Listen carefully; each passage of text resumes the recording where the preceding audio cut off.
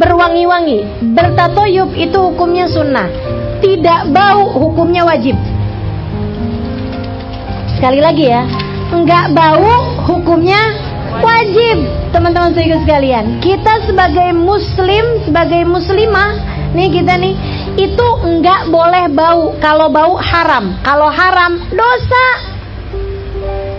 Orang gitu seminggu enggak mandi-mandi, sampai bau gitu. Oh, mandi urusan saya ini kok, saya nggak ketemu sama orang ini kok, misalnya gitu ya. Nggak ketemu sama orang sekalipun, sampai membiarkan badan kamu bau, itu hukumnya dosa. Kata Nabi Muhammad alaihissalam, liyamur sab'ata ayyam falyattaqillah falyamussu jasadu ahadikumul ma'. Kata Nabi, berlalu seminggu harus bertakwa sama Allah. Orang harus menggunakan air buat mandi. Jadi mandi minimal seminggu kalau kamu di Arab.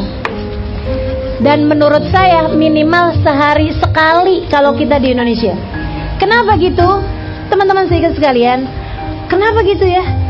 Oh, mungkin karena di Arab airnya dikit kali, jadi seminggu sekali mandi cukup. Enggak, teman-teman sekalian, di Arab orang nggak berkeringat.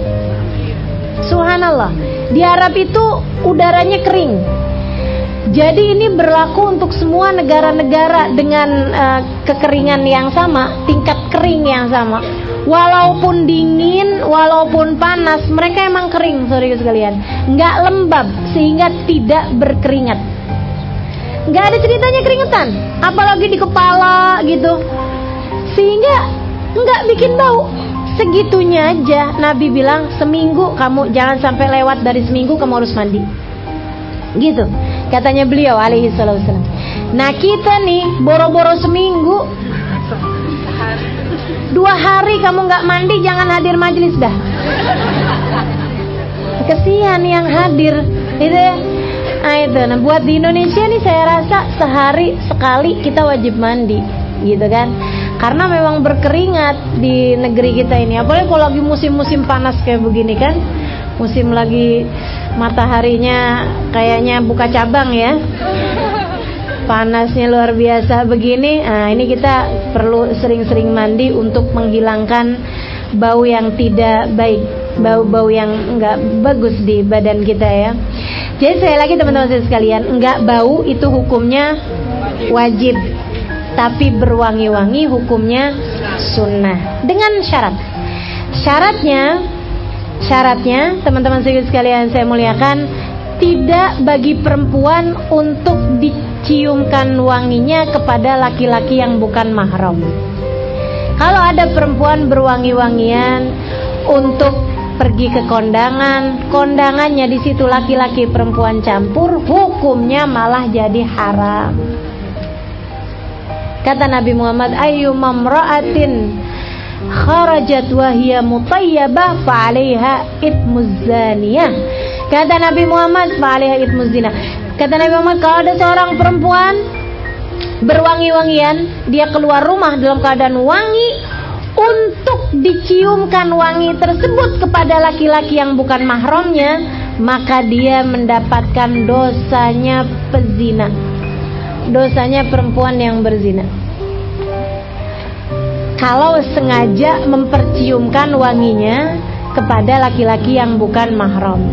Tapi kalau misalnya nih teman-teman nih, keluar dari rumah pakai minyak wangi buat hadir majelis, di majelis semuanya perempuan, tapi ternyata di jalan mungkin ada laki-laki yang kecium baunya. Pas lagi keluar dari mobil ada supir lagi ada di situ, ada tukang ojek, ada tukang parkir. Nah itu nggak jadi soal, karena kita tidak mempersengaja memperciumkan wanginya kepada yang bukan mahramnya.